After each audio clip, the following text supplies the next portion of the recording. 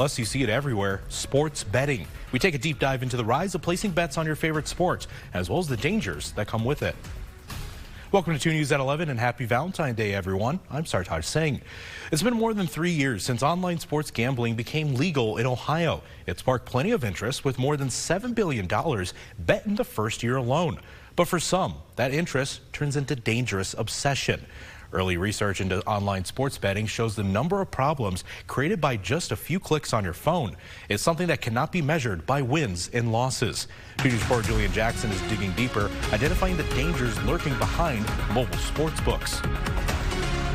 It's an attractive idea. With just the click of a button, you could win big. It's what many people placing online wagers might love to think. But sports gambling is much more than a 50-50 proposition.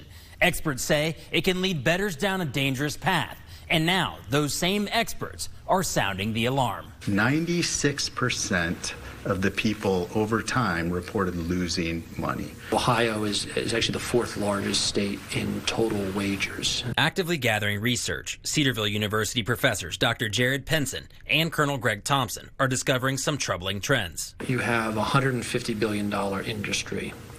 That's how much is wagered per year, and 95% of it is on mobile devices. With online betting only legal in the Buckeye State since 2023, a study conducted by the University of California, San Diego shows a larger concern. In the state of Ohio, an increase in Google searches of where do I get help for my gambling addiction was increased by 67%. Local doctors say the spiral can happen fast, and the data for people who develop a gambling addiction is shocking. Suicide rates are higher for the mobile sports gambling than for substance use disorders. So it's more harmful, more dangerous than using fentanyl if you're looking from that standpoint. Dr. Christina Waite, the medical director for psychiatry at Miami Valley Hospital, believes online sports betting is dangerous. The mobile apps are the most habit-forming.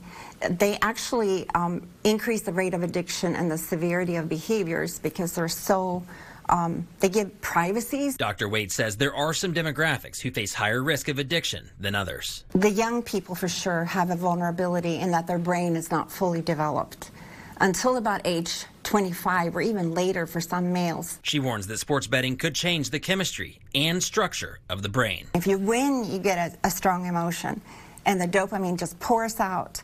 And your brain gets used to that. It's what keeps people coming back for more. So the brain makes itself less sensitive to dopamine over time. So you need a bigger hit, a bigger win, more frequent wins to feel good. Cedarville's professors are calling this ethically problematic, adding that legalization of sports betting happened too soon, before plans could be developed for potential consequences. What we're finding is the rush to gain revenue is coming at the expense of other problems. If this had been rolled out and you had to go to a casino, 95% of bets are placed on phones. It'd be a different problem. Every time you place a bet, you could run the risk of losing everything. And we're not just talking about money. Tomorrow, we're hearing from a local woman who found herself fighting for her life after playing in friendly Texas Hold'em tournaments. Julian Jackson,